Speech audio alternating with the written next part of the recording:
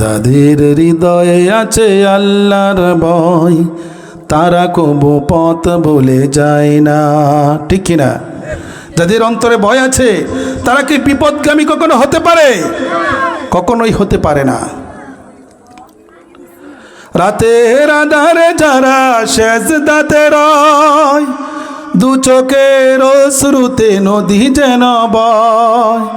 রাতের আধারে যারা সেজদাতে রয়, দু চোখের অশ্রুতে নদী যেন বয়। চলনার ঘাচানি যতই আসুক, চলনার ঘাচানি যতই আসুক, পিছনে ফিরে কবু তাকাই না। যাদের হৃদয়ে আছে আল্লাহর ভয়, তারা কবু পথ ভুলে যায় না। ঠিক কিনা? আল্লাহ সুবহানাহু ওয়া তাআলা তার পয়গম্বর নবী মুহাম্মদুর রাসূলুল্লাহ সাল্লাল্লাহু আলাইহি ওয়াসাল্লাম যুগে যুগে মানুষদেরকে সঠিক পথের দিশা দেওয়ার জন্য, মানুষদেরকে সঠিক পথে আহ্বান করার জন্য, মানুষদেরকে যাতে সুন্দর পথে পরিচালিত হতে পারে, যেই পথে চললে পরে দুনিয়া এবং আখিরাত উভয় জাহানে মানুষের কল্যাণ হয়, এমন পথের দিশারি, এমন পথের আহ্বান তার ৬৩ বছর জিন্দেগিতে করেছেন। মানুষকে সর্বদাই সঠিক পথের দিশা দিয়েছেন, মানুষদেরকে সঠিক পথে পরিচালিত হওয়ার জন্য উপদেশ দিয়েছেন। সেই উপদেশ আল্লাহর পয়গম্বর নবী আরবি মুহাম্মদুর রাসূলুল্লাহ সাল্লাল্লাহু আলাইহি ওয়াসাল্লাম তার সাহাবায়ে কেরামদেরকেও দিয়েছেন। আল্লাহর পয়গম্বর সাহাবায়ে কেরামদেরকে নিয়েও এমনভাবে পরামর্শ করতেন, যেমনইভাবে আমি আপনাদের সম্মুখে বসেছি, আপনাদের সম্মুখে কথা বলেছি, আল্লাহর পয়গম্বর নবী আরবি মুহাম্মদুর রাসূলুল্লাহ সাল্লাল্লাহু আলাইহি ওয়াসাল্লাম তার সাহাবায়ে কেরামদেরকেও নিয়েও পরামর্শ করতেন। আল্লাহর পয়গম্বর নবী আরবি মুহাম্মদুর রাসূলুল্লাহ সাল্লাল্লাহু আলাইহি ওয়াসাল্লাম সাহাবায়ে কেরামদেরকে নিয়ে পরামর্শ বসলেন। সাহাবায়ে কেরামদেরকে উদ্দেশ্য করে বললেন, ও আমার সাহাবায়ে কেরাম, আমি তোমাদেরকে কিছু নসিহত করতে চাই, কিছু উপদেশ দিতে চাই। তোমাদেরকে আমি কিছু নসিহত করতে চাই। তোমাদের মধ্যে থেকে কেমন আছে আমার নসিহতগুলা মুখস্থ করবে, আমার উপদেশগুলা জব্দ করবে, হিফজ করবে, আমার কথাগুলা মুখস্থ করে আমার আনিত সমস্ত উম্মতদের কাছে পৌঁছে দিবে। আল্লাহর পয়গম্বর যখন এমন কথা বললেন, আল্লাহর পয়গম্বরের সামনাসামনি বসা ছিলেন হযরতে আবু হুরায়রা রাদিয়াল্লাহু তাআলা আনহু। আল্লাহর নবীর কথা শুনে হযরতে আবু হুরায়রা হাত উত্তোলন করে জানিয়ে দিলেন, ওগো আল্লাহর হাবিব, আমি আপনার কথাগুলা জব্দ করব, আপনার কথাগুলো আমি মুখস্থ করব, আপনার কথাগুলো আমি হেফাজত করব। আপনার কথাগুলা হেফাজত করে আপনার আনিত সমস্ত মুসলমানদের ভিতরে, আপনার সমস্ত উম্মতদের ভিতরে আপনার নসিহতগুলো আমি প্রচার করে দিব। আল্লাহর পয়গম্বর হযরত আবু হুরায়রার হাতের মধ্যে ধরলেন, হাতের মধ্যে ধরে একটা একটা আঙ্গুল গণনা করলেন। 5টা আঙ্গুলি গণনার মাধ্যমে 5টা নসিহত আল্লাহর পয়গম্বর করেছেন। কয়টা নসিহত? আর আওয়াজ দিয়ে বলেন, কয়টা নসিহত?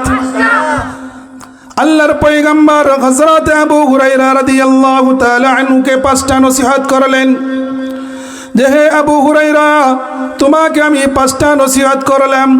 এই 5টা নসিহত তুমি আমার উম্মতদের কাছে পৌঁছে দিবে। যদি এই নসিহতগুলা আমার উম্মত পালন করতে পারে, আমার উম্মত মৃত্যুর পরে সরাসরি জান্নাতে প্রবেশ করবে।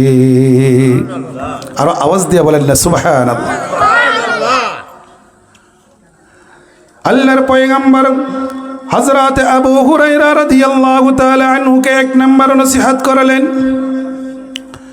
হে আবু হুরায়রা, তুমি মনোযোগ দিয়ে শুনো, তুমি গভীর মনোযোগ দিয়ে শুনো। এক নম্বর নসিহত হলো, আল্লাহ তাআলার কোনো বান্দা যদি আল্লাহ তাআলার পেয়ারা হইতে চায়, আল্লাহ তাআলার কোনো বান্দা যদি আল্লাহ তাআলার মাহবুব হইতে চাই, আমরা কি আল্লাহ তাআলার পেয়ারা হইতে চাই কি চাই না? আরো আওয়াজ দিয়ে বলেন, আমরা কি পেয়ারা হইতে চাই কি চাই না? আল্লাহ তাআলার পয়গম্বর হযরত আবু হুরায়রা রাদিয়াল্লাহু তাআলা আনহুকে বললেন, আল্লাহ তাআলার কোনো বান্দা যদি আল্লাহ তাআলার পেয়ারা হইতে চায়, এক নাম্বার নসিহত হলো, এক নাম্বার উপদেশ হলো, বান্দা যদি গুনাহ থেকে নিজেকে হেফাজত করতে পারে, বান্দারা যদি গুনাহ বর্জন করতে পারে, নিজেকে যদি গুনাহ থেকে বাঁচাইতে পারে, ওই ব্যক্তিটা গুনাহ থেকে বাঁচার কারণে আল্লাহ রাব্বুল আলামিন ওই বান্দাটাকে তার প্রিয় বান্দা বানায়া নেয়। তাহলে কি করতে হবে? এক নম্বর নসিহত কি? আল্লাহর পয়গম্বর হযরত আবু হুরায়রা রাদিয়াল্লাহু তাআলা আনহুকে এক নম্বর নসিহত করেছেন, হে আবু হুরায়রা, আমার উম্মতদের মুতরে জানায় দাও, এক নম্বর নসিহত তারা যেন গুনাহ বর্জন করে, অর্থাৎ গুনাহ থেকে নিজেকে হেফাজত করে। ও ইমানদার মুমিন মুসলমান বন্ধুরা আমার, আমি আপনাদেরকে জিজ্ঞেস করতে চাই, আমি আপনাদেরকে বলতে চাই, আমাদের সমাজের ভিতরে গুনাহ কম হচ্ছে না বেশি হচ্ছে? আরো আওয়াজ দিয়ে বলেন, কম না বেশি? অথচ আল্লাহর পয়গম্বর তিনি নসিহত করেছেন, কোনো বান্দা যদি নিজেকে গুনাহ থেকে বিরত রাখতে পারে, গুনাহ থেকে নিজেকে সরাইতে পারে, নিজেকে যদি গুনাহ বর্জন করাইতে পারে, ওই বান্দাটা আল্লাহ তাআলার প্রিয় বান্দা হয়ে যায়, আল্লাহ তাআলার প্রিয় আবেদ হয়ে যায়। ও মুসলমান, আল্লাহর পয়গম্বর গুনাহ থেকে বাঁচতে বলেছেন, অথচ আমাদের সমাজের ভিতরে মানুষ গুনাহ করে আনন্দ করে। কথা বলেন ঠিক কিনা? আমাদের সমাজের মানুষ গুনাহ করার জন্য প্রতিযোগিতা করছে। আল্লাহর পয়গম্বর গুনাহ থেকে বাঁচার জন্য বলেছেন, আল্লাহর নবী সাল্লাল্লাহু আলাইহি ওয়াসাল্লামের নসিহতগুলা একটা সময় ছিল যেই সময়টার মধ্যে মানুষ আল্লাহর পয়গম্বরের নসিহত মেনেছেন, তারা গুনাহ থেকে নিজেদেরকে হেফাজত করেছেন, আল্লাহ তাআলার পিয়ারা বান্দাও হয়েছেন। কথা বলেন ঠিক কিনা? বর্তমান আমাদের সমাজের ভিতরে মানুষগুলা গুনাহ করে, গুনাহ করার পর আনন্দ উল্লাস করে, সমাজের মানুষের কাছে জানায়া দেয় আমি গুনাহ করেছি। এত আনন্দ উল্লাসের ভিতরে সে সমাজের মানুষের কাছে তার গুনার কথা প্রকাশ করে দেয়। অথচ আল্লাহর পয়গম্বর বলেছেন, গুনাহ থেকে যদি বাঁচাইতে পারো, আল্লাহর পেয়ারা হইতে পারো, গুনাহ থেকে নিজেকে বাঁচাও, আল্লাহ তাআলার প্রিয় আবেদ হয়ে যাও, আল্লাহ তাআলার প্রিয় মাহবুব হয়ে যাও। বর্তমান আমাদের সমাজের গুনাহ মানুষ প্রতিযোগিতা করে। এমন একটা সময় ছিল মানুষ গুনাহ করতে ভয় পেত, মানুষ লজ্জাবোধ হতো। যদি একটা গুনাহ করত, বারবার চোখের পানি ফেলে মহান রবের কাছে দোয়া করত, হায় আল্লাহ রব্বুল আলামিন, আমি গুনাহ করে ফেলেছি, আমার চোখের পানির বদলতে আমার জীবনের গুনাহ মাফ করে দাও। কথা বলেন ঠিক কিনা? এই সময়টা বর্তমান যুগের মানুষের মাঝে নাই। বর্তমান মানুষ, সমাজের মানুষগুলা গুনাহ করে এবং আনন্দ উল্লাস করে, গুনাহ করার জন্য প্রতিযোগিতা সমাজের ভিতরে করছে। এমন একটা সময় ছিল আমাদের সমাজের ভিতরে, যখন কোনো বাড়ির ভিতরে টেলিভিশন ছিল না। একটা সময় এমন ছিল কি ছিল না? ও মুসলমান বন্ধুরা আমার, এখন টেলিভিশন এসেছে, তখন কোনো ডিসলাইনের ব্যবস্থা ছিল না, তখন কোনো সিডির ব্যবস্থা ছিল না, ভিসিআরের সিস্টেম ছিল না। টেলিভিশন আসার পর মানুষের ভিতরে আধুনিকতার নামে মানুষের মাথার ভিতরে গুনাহের সিস্টেম আল্লাহ তাআলা শয়তান মানুষের ভিতরে ঢুকিয়ে দিয়েছে। টেলিভিশন আসার পর মানুষের মাথার ভিতরে সিডি এবং ডিভিডির ব্যবস্থা শয়তান করে দিয়েছে। কথা বলেন ঠিক কিনা? আস্তে আস্তে করে মানুষ ডিভিডির প্রতি আকর্ষণ হয়ে গেল, ওই ডিভিডির প্রতি আসক্তি হয়ে গেল, এই ডিভিডির যুগ চলে গেল। তারপর আসলো ডিসলাইনের কথা। কথা বলেন ঠিক কিনা? আধুনিকতার নামে মানুষ গুনার দিকে ঝুঁকছে। আল্লাহর পয়গম্বর মানুষদেরকে গুনার থেকে বাঁচার কথা বলেছেন, আর আধুনিকতার নামে বর্তমান সমাজ থেকে শুরু করে রাষ্ট্রীয় চরম পর্যায় পর্যন্ত, রাষ্ট্রীয় উচ্চ পর্যায় পর্যন্ত মানুষ গুনাহ করে আর আনন্দ উল্লাস করে। কথা বলেন ঠিক কিনা?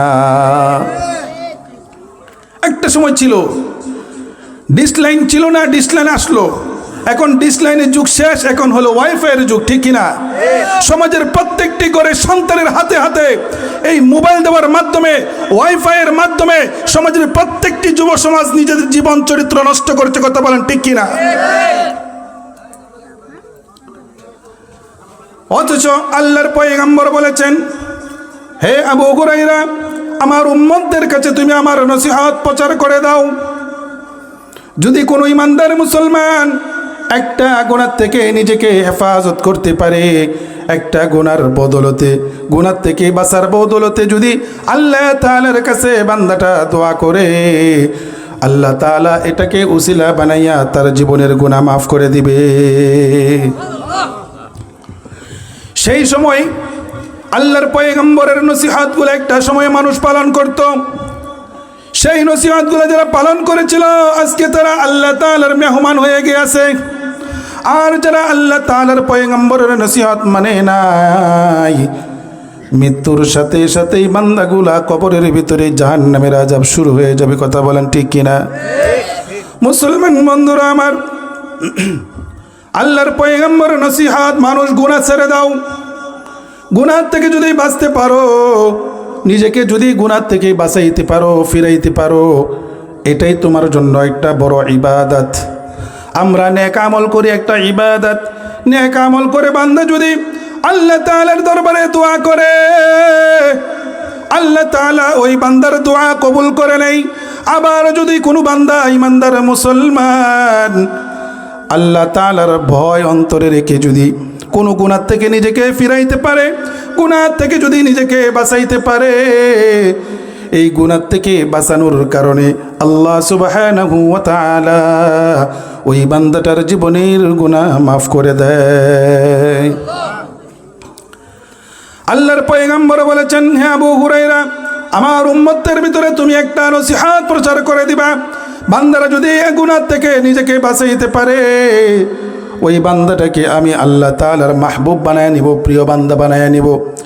এমনই ঘটনা, এমনই ইতিহাস আল্লাহর পয়গম্বর সাহাবায়ে কেরামদের মাঝে প্রচার প্রসার করতেছিলেন। এমন একটা ঘটনা ছিল, আল্লাহর পয়গম্বর সাহাবায়ে কেরামদের সামনে বর্ণনা করলেন। বর্ণনার মাধ্যমে সাহাবায়ে কেরামদেরকে গুনাহ থেকে ফিরে আসার আহ্বান করলেন। শুধু সাহাবায়ে কেরামদেরকে ফিরে আসার আহ্বান করেন নাই, এই আহ্বানের মাধ্যমে গোটা তার উম্মতদেরকে গুনাহ থেকে ফিরে আসার আহ্বান করেছেন। আল্লাহর পয়গম্বর তার সাহাবায়ে কেরামদেরকে বলেছেন, এই গোটা মিল্লাত যদি গুনাহ থেকে বাঁচতে পারে, তবে এই গোটা মুসলিম জাতি আল্লাহ তাআলার প্রিয় হয়ে যাবে। আল্লাহর পয়গম্বর সাহাবায়ে কেরামদেরকে বলেন, ও সাহাবায়ে কেরাম, তোমরা ভালো করে শোনো, যদি গুনাহ থেকে বাঁচতে পারো, নেক আমল যদি তোমার জীবনে কোনো নাও থাকে, তোমার জীবনে যদি গুনাহ থেকে বাঁচার একটা প্রচেষ্টা থাকে, গুনাহ থেকে ফিরে আসার যদি তোমার একটু চেষ্টা থাকে, এই চেষ্টাটাকে উসিলা বানাইয়া আমি আল্লাহ তাআলা তোমাকে আমার প্রিয় বান্দা বানায় নেব। আল্লাহর পয়গম্বর সাহাবায়ে কেরামদেরকে বলেন, ইতিহাসের পাতায় আল্লাহ সুবহানাহু ওয়া তাআলা জানিয়ে দিয়েছেন, আল্লাহর পয়গম্বর বর্ণনা করেছেন, বনি ইসরাইলের যুগে 3 ব্যক্তি বিপদের মধ্যে পড়ে গিয়েছিল। ওই 3 ব্যক্তি যখন বিপদের মধ্যে পড়ে যায়, 3 ব্যক্তি পাহাড়ের পাশ দিয়ে যখন চলতে শুরু করেছিলেন, হঠাৎ করে ঘূর্ণিঝড় শুরু হয়ে যায়। এই ঘূর্ণিঝড়ের মধ্যে 3 ব্যক্তি কোনো দিকে যাওয়ার সুযোগ হয় না। ওই 3 ব্যক্তি ঘূর্ণিঝড়ের মধ্যে কোথায় যাবে পেরেশান হয়ে গেল। আল্লাহ তাআলার 3 বান্দা একটা পাহাড়ের গর্তের ভিতরে ঢুকে যায়। পাহাড়ের গর্তের ভিতরে ঢুকে যখন একটু আশ্রয় নিল, প্রচণ্ড ঘূর্ণিঝড়ের কারণে পাহাড়ের উপর থেকে বিশাল আকৃতির একটা পাথর গড়িয়ে পড়তে পড়তে ওই পাহাড় গুহার সামনে এসে পড়ে গেল। ও মুসলমান বন্ধুরা আমার, তিনজন যুবক যখন পাহাড়ের গুহার ভিতরে আটকে গেল, বলেন তো দেখি তারা বিপদের মধ্যে পড়েছে কিনা? আর আওয়াজ দিয়ে বলেন, বিপদের মধ্যে পড়েছে কিনা? তিনজন গিয়েছিল আশ্রয় নেওয়ার জন্য, আর এই দিক থেকে পাহাড়ের উপর থেকে বিশাল আকৃতির একটা পাথর ওই গুহার দরজার সামনে যখন পড়লো, তিন ব্যক্তি পেরেশান হয়ে গেল। আমরা যখন ভিতরে আসলাম, আমাদের তো কেউ দুনিয়ার দেখে নাই, আমাদেরকে এখান থেকে উদ্ধার করবে, আমাদেরকে এখানে কেউ সাহায্য করবে, আমাদের তো কেউ দেখে নাই। অথচ গুহার ভিতরে এত বিশাল এক পাথর, তিনজন কেন যদি 100 জন মানুষ এটাকে নানানোর ব্যবস্থা করে, এরপরেও এই পাথরটাকে সরানো সম্ভব নয়। তিনজন ভিতরে বিপদে আছে না শান্তিতে আছে? কম বিপদ না বড় বিপদ? অনেক বড় বিপদ। আমরা মুসলমানরাও বর্তমানে বিপদে আছি না শান্তিতে আছি? শুধু মুসলমান আমরা নই, ফিলিস্তিনের মুসলমানরাও কি বিপদের মধ্যে আছে? কথা বলেন ঠিক কিনা? সিরিয়ার মুসলমানরাও বর্তমানে বিপদের মধ্যে আছে, কথা বলেন ঠিক কিনা? আমরা মুসলমান বড় বিপদের মধ্যে পড়ে আছি। শুধু ফিলিস্তিন নয়, শুধু সিরিয়া নয়, বাংলাদেশের মুসলমানও তারা বিপদের মধ্যে পড়ে আছে। কেমন বিপদ? মুসলমান তার জবান দিয়ে কোরআনের হক কথা বলবে, জালিমরা তার জবানের ভিতরে লাগাম লাগিয়ে দিয়েছে, কথা বলেন ঠিক কিনা? মুসলমানরা স্বাধীনভাবে আমল করবে, সেখানেও স্বাধীনতা নেই। মুসলমানরা স্বাধীনভাবে কোরআন হাদিসের কথা বলবে, সেখানেও স্বাধীনতা নাই। মুসলমানরা সমাজের ভিতরে মানুষকে সঠিকভাবে ঈমানের দাওয়াত দিবে, সেখানেও স্বাধীনতা নাই।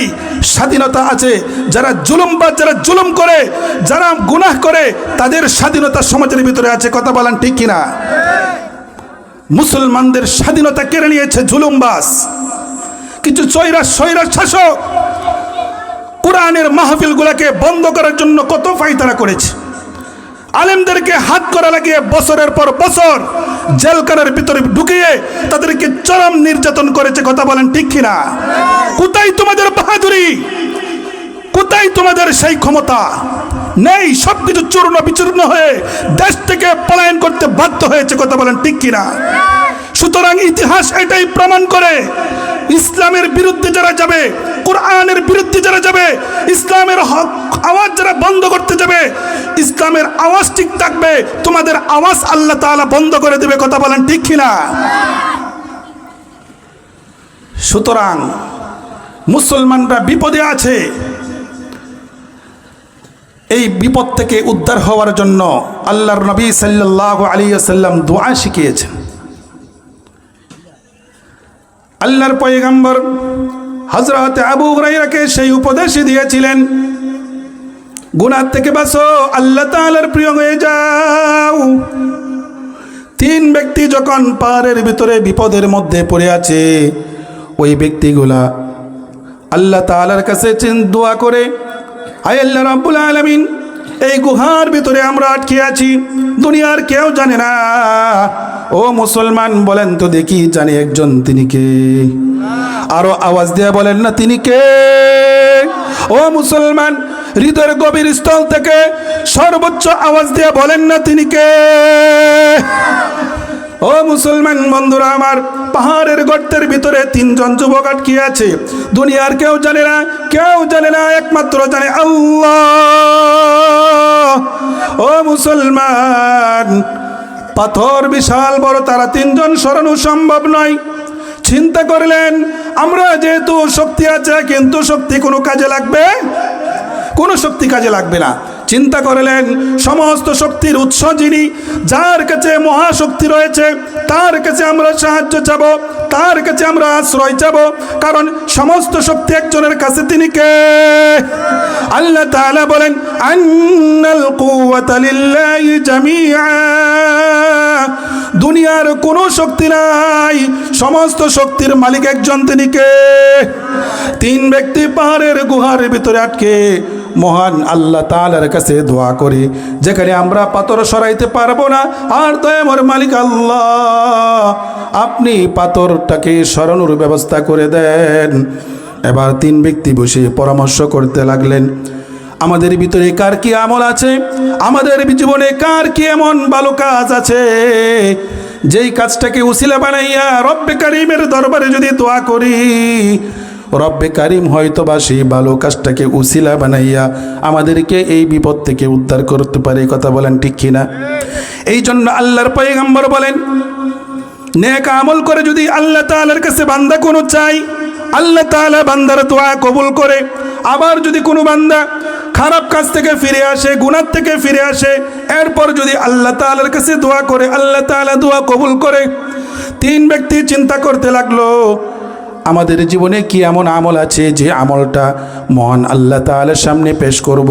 পেশ করার পর দেখি আল্লাহ তাআলা যদি আমাদের আমল পছন্দ হয়, আল্লাহ তাআলা এই বিপদ থেকে উদ্ধার করতে পারবে।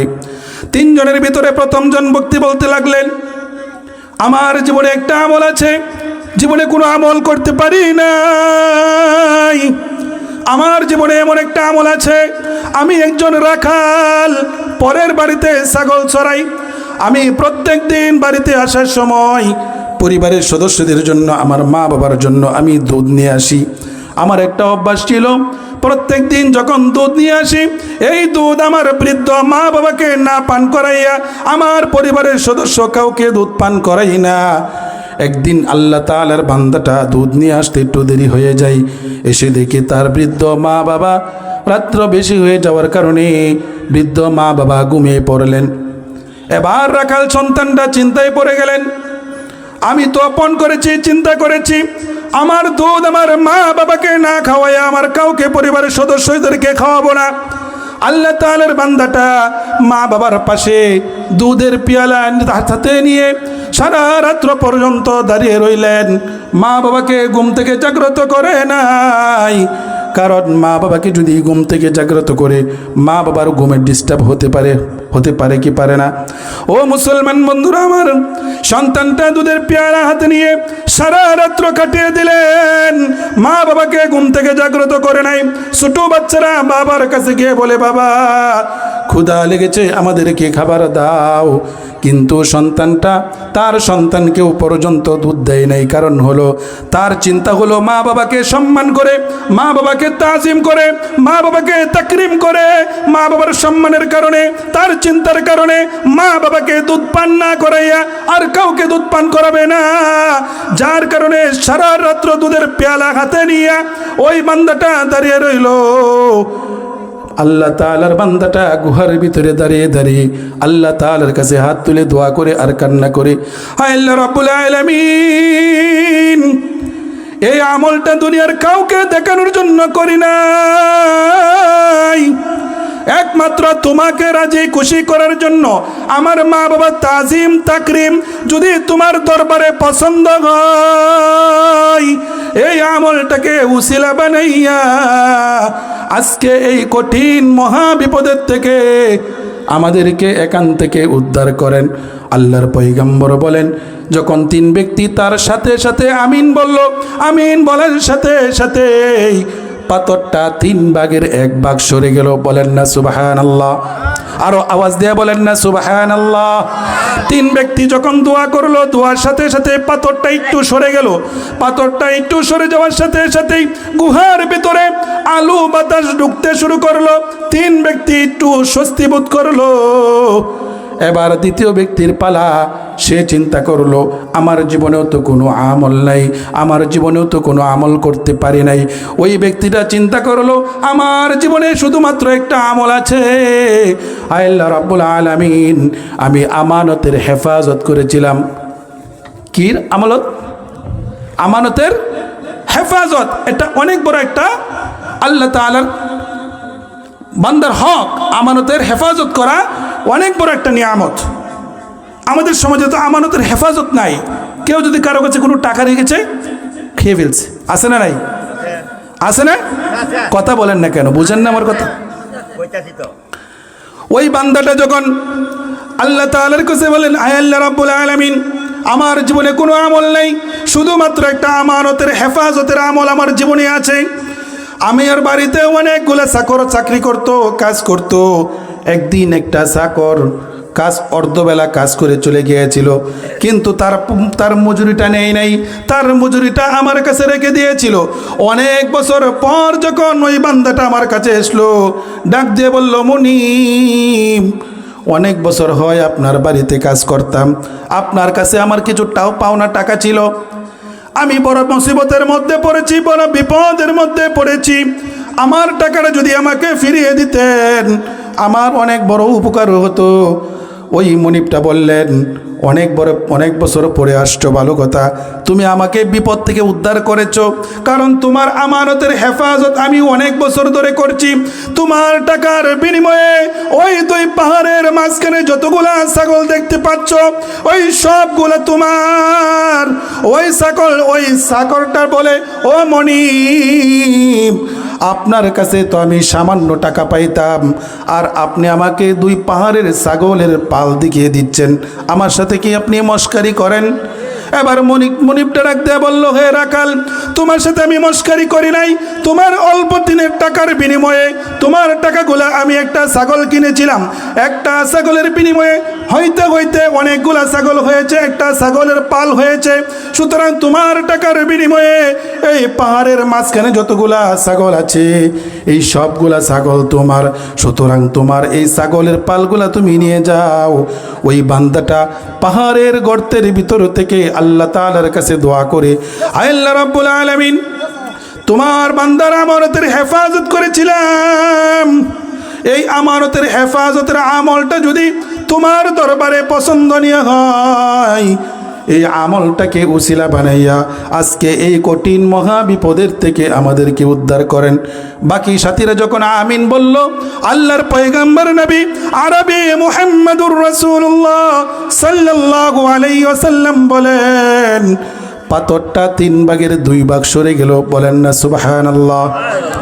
আল্লাহ তাআলার 3 বান্দা এখনো ভিতর থেকে বাইরে হইতে পারে না। পাথর যতটুকু সরেছে, কিন্তু বান্দা 3 জন এখনো বের হওয়ার মতো সুযোগ হয় নাই।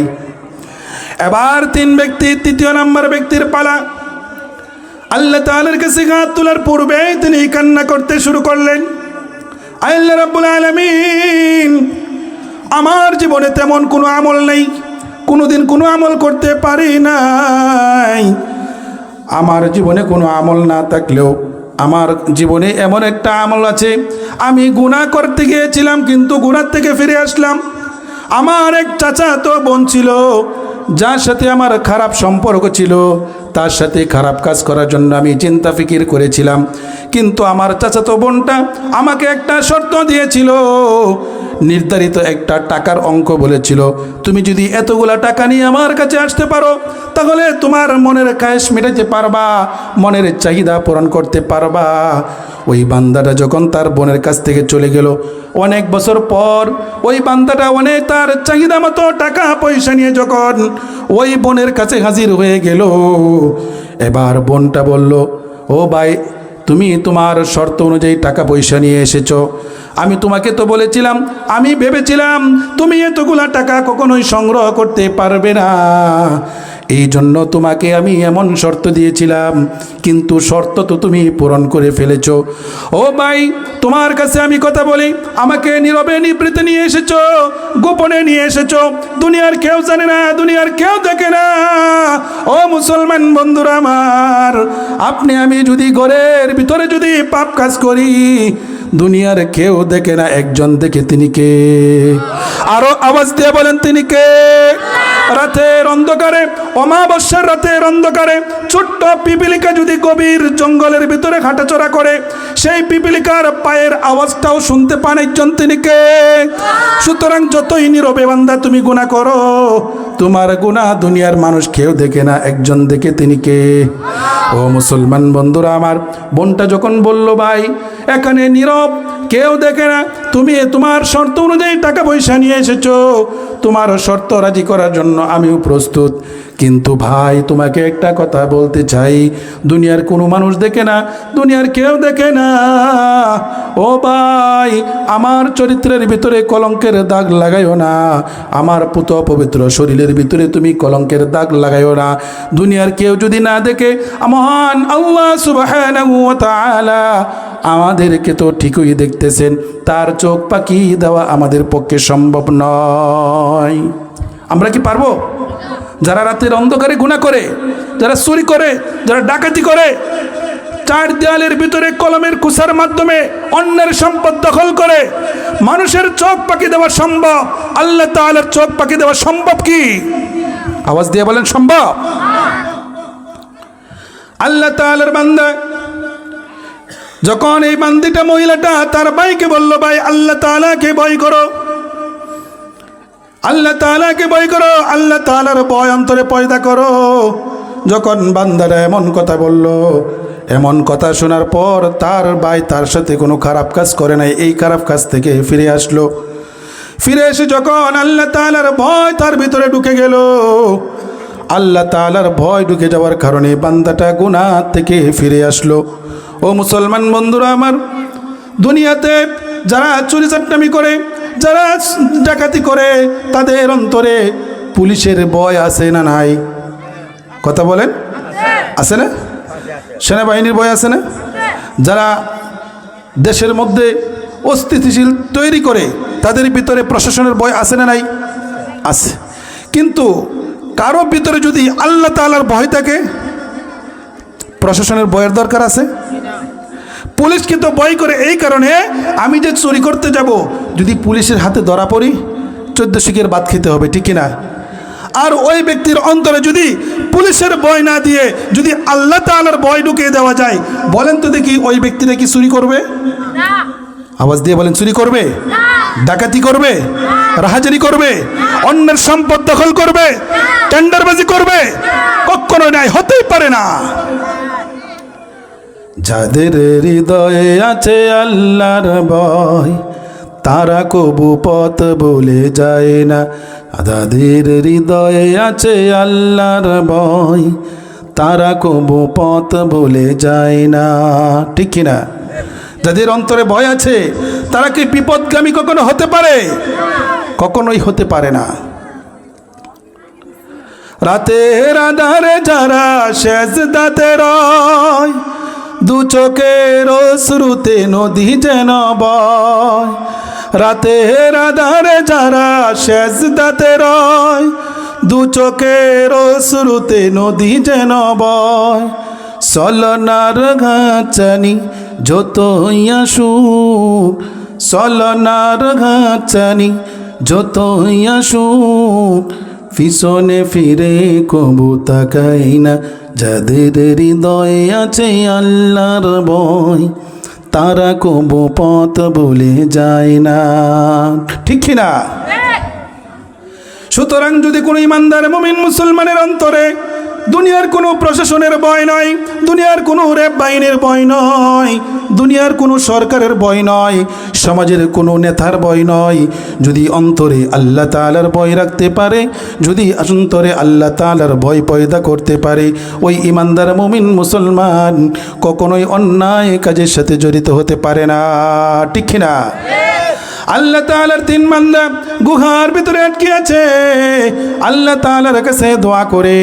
তৃতীয় ব্যক্তি যখন বোনের কাছ থেকে ফিরে আসলো, খারাপ কাজ করে নাই, গুনাহের কাজ করে নাই, ওই বান্দারা যখন ফিরে আসলো, আল্লাহ তাআলার বান্দা আল্লাহ রব্বুল আলামিনের দরবারে যখন কান্নাকাটি করে দোয়া করতে লাগলেন, আল্লাহ রব্বুল আলামিন তাদের দোয়া কবুল করে পাথরটা 3 ভাগ পর্যন্ত সরিয়ে দিয়েছেন। বলেন না সুবহানাল্লাহ। পাথরটা যখন 3 ভাগে সরে গেল, 3 ব্যক্তি গুহা থেকে তারা বের হয়ে গেলেন। মুসলমান বন্ধুরা আমার, গভীর মনোযোগ দিয়ে শুনেন। এই ঘটনাটা আপনাদের সম্মুখে কেনই পেশ করলাম, আপনাদের সম্মুখে কেনই বর্ণনা করলাম? আল্লাহর পয়গম্বর নবী আরবি মুহাম্মদুর রাসূলুল্লাহ সাল্লাল্লাহু আলাইহি ওয়াসাল্লাম এক নাম্বার উপদেশ দিয়েছেন, এক নাম্বার নসিহত হযরতে আবু হুরায়রা রাদিয়াল্লাহু তাআলা আনহুকে দিয়েছেন। গুনাহ থেকে যদি বাঁচতে পারো, আল্লাহ তাআলার প্রিয় হইতে পারো। গুনাহ থেকে যদি নিজেকে বাঁচাইতে পারো, আল্লাহ তাআলার মাহবুব হইতে পারো। গুনাহ যদি বর্জন করতে পারো, আল্লাহ তাআলার প্রিয় আবেদ হইতে পারো। কথা বলেন ঠিক কিনা? এই ঘটনাটা এই জন্য বর্ণনা করলাম, গুনাহ করার জন্য আমরা প্রতিযোগিতা করছি। গুনাহ করার জন্য মানুষের টাকা পয়সা খরচ করা লাগে কি লাগে না? কথা বলেন না কেন? গুনাহ করতে টাকা পয়সা খরচ করা লাগে কি লাগে না? আজকে যদি ওয়াজের মাহফিল না হয়ে অন্য কোথাও বাংলাদেশের একটা ব্র্যান্ড শিল্পী আনা হতো, বলেন তো দেখি তাকে কয় লক্ষ টাকা দেওয়া লাগতো? আর ওই শিল্পী যদি এসে গান বাজনা করতো, নাচানাচি করতো, মনে হয় মানুষের খুব বেশি সওয়াব হইতো? কথা বলেন না কেন? সওয়াব হতো? গুনাহ হতো। অর্থাৎ এই কথাটাই বলতে চেয়েছি, গুনাহ করার জন্য মানুষের টাকা পয়সা খরচ করতে হয়, শরীরের ঘাম জড়াইতে হয়, শরীরের শক্তি ব্যয় করতে হয়। কথা বলেন ঠিক কিনা? আর গুনাহ থেকে বাঁচার জন্য মানুষের টাকা খরচ করতে হয়। আপনি কাশীগঞ্জ বাজারে গানের অনুষ্ঠান হচ্ছে, আপনি যাওয়ার জন্য অটোতে উঠতে হবে, অটোতে উঠতে হবে না? আপনি কি ভাড়া ছাড়া নেবে নাকি 10 টাকা ভাড়া দেওয়া লাগবে? ভাড়া লাগবে না? তাহলে 10 টাকা আপনার খরচ হলো। আপনি যদি না যান, আপনার 10 টাকা কি খরচ হলো? শরীর থেকে শক্তি ব্যয় হলো? কোনো কিছু ব্যয় হলো না। বিনিময়ে আপনি গুনাহ থেকে যে ফিরে আসলেন, এই গুনাহ থেকে ফিরে আসার কারণে আল্লাহ তাআলা আপনাকে প্রিয় মাহবুব বানিয়ে নেবে। বলেন না সুবহানাল্লাহ? কারণ আল্লাহ তাআলার পয়গম্বর বলেন, গুনাহ থেকে বাঁচা যেমন একটা ইবাদত, নেক আমল করাও একটা ইবাদত। নেক আমল করে বান্দা যদি আল্লাহ তাআলার কাছে দোয়া করে, বান্দার দোয়া আল্লাহ রাব্বুল আলামিন কবুল করে নেয়। আবার যদি বান্দাটা গুনাহ থেকে ফিরে আসে, গুনাহ বর্জন করে, ওটাও একটা ইবাদত। ওই গুনাহ থেকে বাইসা যদি গুনাহ থেকে নিজেকে হেফাজত করে মহান আল্লাহ তাআলার দরবারে দোয়া করে, আল্লাহ তাআলা এটাকে উসিলা বানাইয়াও আল্লাহ তাআলা তার দোয়া কবুল করে। তাহলে মুসলমান বন্ধুরা আমার, এই কথাগুলোই বলছিলাম, গুনাহ থেকে বাঁচার জন্য মানুষের টাকা পয়সার প্রয়োজন হয় না। গুনাহ থেকে বাঁচার জন্য মানুষের শক্তি ব্যয় করা লাগে না। প্রকান্তরে যদি গুনাহ করতে যান, আপনার টাকা ব্যয় হবে। গুনাহ করতে যাবেন, আপনার শরীরে শক্তি ব্যয় হবে। গুনাহ করতে যাবেন, আপনার মাথার ব্রেন কাটাতে হবে। ও মুসলমান বন্ধুরা, শুধু তাই নয়, আপনি একা গুনাহ করবেন না। আপনি যখন গান অনুষ্ঠানে যাবেন, কোনো খারাপ কাজ করতে যাবেন, অবশ্যই অবশ্যই আপনার একজন সঙ্গীও সাথে নিয়ে যাবেন। আপনি তো গুনাহ করলেন তো করলেন, পাশাপাশি আরেকজনকেও গুনার ভাগীদার বানাইলেন। ও মুসলমান বন্ধুরা আমার, আমরা এখনো জীবিত আছি, গুনাহ ছাড়ার মতো আমাদের সময় আছে না নাই? সময় আছে না নাই? গুনাহ ছাড়ার মতো মন মানসিকতা দরকার আছে না নাই? গুনাহ থেকে বাঁচতে পারলে মহান আল্লাহ সুবহানাহু ওয়া তাআলা আপনাকে প্রিয় বান্দা বানায় নিবে, প্রিয় আবেদ বানায় নিবে। তাহলে আমরা কি আল্লাহ তাআলার প্রিয় বান্দা হতে চাই কি চাই না? কারা কারা চাই? সবাই যদি আমরা আল্লাহ তাআলার প্রিয় বান্দা হইতে চাই, তাহলে আমরা যারা হাত তুলেছি, আমাদের গুনাহ ছাড়তে হবে নাকি গুনাহ করতে হবে? আমাদের অবশ্যই গুনাহ ছাড়তে হবে। গুনাহ না ছাড়লে পরে আল্লাহ তাআলার প্রিয় হওয়া যাবে না। ও মুসলমান বন্ধুরা আমার, গুনাহ যদি ছাড়তে পারেন, আল্লাহ তাআলার প্রিয় বান্দা হইতে পারবেন।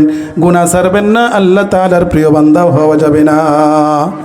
সুতরাং আল্লাহর পয়গম্বরের 1 নম্বর নসিহত ছিল, হে আবু হুরায়রা, আমার উম্মতের মধ্যে তুমি এই খবর পৌঁছে দাও যেন বান্দারা তারা গুনাহ ছেড়ে দেয়। গুনাহ ছেড়ে দিলে পরে আমি আল্লাহ তাআলার প্রিয় বান্দা হতে পারবে। তাহলে আমরা গুনাহ করে আনন্দ উল্লাস করব না, গুনাহ তো করবই না। আর আনন্দ উল্লাস তো পরের কথা। নেক আমল করার চেষ্টা করব, গুনাহ থেকে নিজেকে হেফাজত করতে চেষ্টা করব, অন্য ভাইকে গুনাহ থেকে বিরত রাখার উপদেশ দিব ইনশাআল্লাহ। আল্লাহ তাআলা আমাদের সব ভাইকে সমস্ত প্রকার গুনাহ থেকে আমাদেরকে হেফাজত করেন। আমিন বলতেও কষ্ট হয়।